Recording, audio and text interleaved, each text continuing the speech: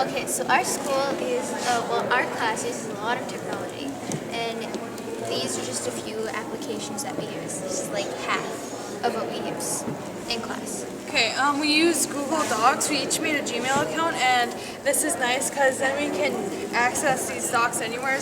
Because everyone in our class usually has a smart device. Another one is Dropbox. You can use Dropbox, and you can also access any document anywhere. Google Sheets. This is another thing. We have 2 iPads over here, and we have shared them, so one person can be typing and it can show up on the other sheet. So like you can help with homework, and you guys can do homework assignment together. Because I just typed hi and then it says it's right there. So it shows. You can also do this with Google Docs. We like to use Google Sheets for like morphemes, vocab. It kind of organizes it better. And then we also have some testing apps. We have Bubble Sheet and we have the Socratic app, and we use those a lot for tests, or for Bubble Sheet we use that a couple times for review games. And Schoology. We use Schoology a lot in class. And why we use it is because it makes kind of like our class a little bit easier. And we use it to take tests, do homework, assignments, read books. It's everything in one. And another thing that we use is the QR things. Our teachers can print off a QR, and then we can just take our iPad, and then it takes us to the website so we can take a test while they're doing other things instead of them handing it out. We have a unique 4-level grading scale. So level 1 is you're just getting the hang of it, because we just learned this topic and you don't really understand it fully. You need a lot of help.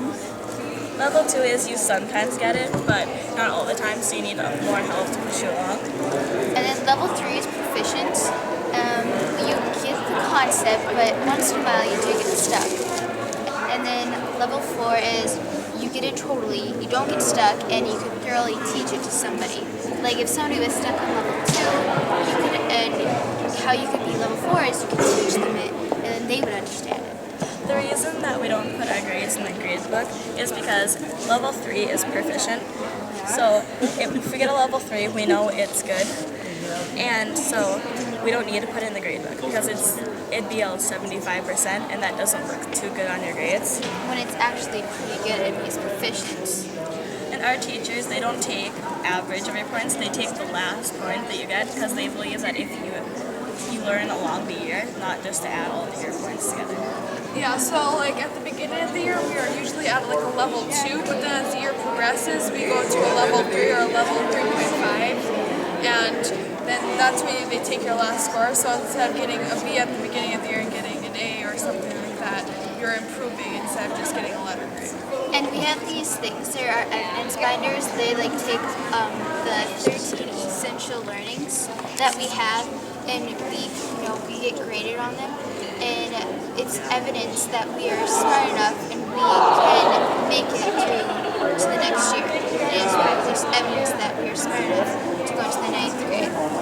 And then also the main app that we use is Schoology. Schoology is an app and a website, and it's really nice because a lot of the times our teachers put our books on here.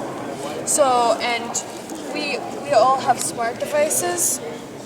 So I can read the book on my phone and on my home computer or anywhere I want. And then also we have all of our assignments on here. And so at the end of class you can type it in. If we're not finished, again, we can do it on our smart devices. Okay, and maybe wondering how this fits into all the technology stuff that we had to do. We were reading books on the iPads through Schoology. We were reading Boy in the Straight Pajamas, and that's a book about the Holocaust. And so we were told to do a fictional story and an autobiography of a person that lived. And so we did those, and then we had a project that we had to do. This one right here is Hannah's project. Connor did the speech, Tasha sung, and Elise did a dramatic presentation. There are a lot more projects. I did photography, and some people did, like they were good at welding, so they welded stars. A lot of people did drawings. A couple people did models, and they turned out pretty well. Like this one, somebody painted this, and where's the other one? Okay, and then these are my pictures that I took. I'm just gonna go through them quickly.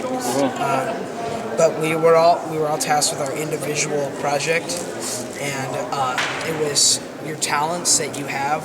So since Hannah was good at math, she did a lot of math things, and a lot of people just did what they thought they were good at. And after those were done, if they got compliments for it, it was very good confidence because it was just them working on it.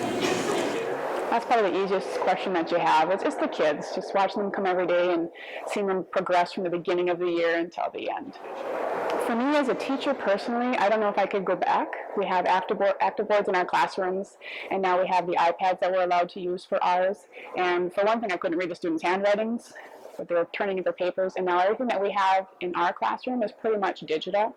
We're using Schoology, so students are learning how to access that information. They're using Google for searches, other searches to do their research. We still go to the library, of course, but we still have that digital piece that they really need to learn how to do. So as far as meeting our standards, kids are really learning how to do research, how to answer their own questions. So the biggest thing to me that technology has helped with is really teaching them how to think critically, how to sort through that information and find what's relevant, what's not, because that's going to be a huge skill that they're going to have. Probably right now, just not having access to the one-on-one. We do for our class, but the students just getting the information with technology in their hands. And then, like I mentioned, just being able to sort through all of the information that's out there and to be able to tell what is accurate, what isn't. That kind of information has been difficult. I think it has to be just watching them take charge of their own learning, because they know that, hey, I can do this. Social media can be seen as a challenge, or it can be seen as a way that the students learn. One of the ways we use social media in the class is we can write Twitter. So we work on summarization instead of huge paragraphs and whatnot. It's down to a concise piece, which is what their world is going to be. Can they take a wealth of information? Can they narrow that down into a quick little tweet? Also for social media, I use that for communicating with parents, which has made things so easy. I use a program called 101 Remind is what it is. So I can send out text messages to my students to remind them that we have a test coming up, what their assignments are. Just a social media piece for me has really made life a lot easier as far as communication goes.